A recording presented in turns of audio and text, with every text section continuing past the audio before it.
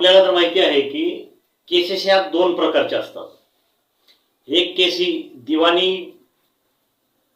संबंधित असते आणि एक केस ही फौजदारी प्रकरणाशी संबंधित असते. तर दिवाणी प्रकरणाशी संबंधित केसेस कुठल्या येतात की ज्या केसेसमध्ये फौजदारी प्रकारचा कुठलाही गुन्हा घडलेला नसतो आणि त्या केसेस या केवळ तुमचे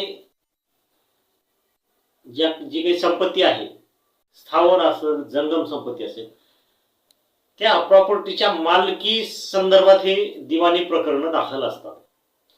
तसेच इतर जे वाद मुद्दे आहेत ज्यामध्ये की मारामारी, हाणामारी आणि इतर फौजदारी स्वरूपाच्या तक्रारी व गुन्हे नसतात, त्या म्हणजे दिवाणी केसेस. तर त्यामध्ये तुमचे वाटणीचे दावे येतात, त्यामध्ये तुमचे वैवाहिक तक्रार अर्ज येतात, वैवाहिक दावे येतात, त्याचसोबत तुमचे मनाई हुकमाचे दावे येतात, तुमची मालकी जाहीर करून देणे संदर्भात दावे येतात, त्या संदर्भात एखाद्याने प्रॉपर्टी हस्तांतरण करू नये म्हणून त्या संदर्भातले दावे येतात. तर काही जणांनी केलेले करार जे आहेत ते करार पूर्ततेस न्यावे म्हणून तशा प्रकारचे सुद्धा दावे येतात. बऱ्याच जणांचे ॲग्रीमेंट असतात, बऱ्याच जणांचे बक्षीसपत्र असतात, मृत्यूपत्र असतात, खरेदी खत असतात, इच्छापत्र असतात, लीज असते, रेंट असतं, ॲग्रीमेंट असतं.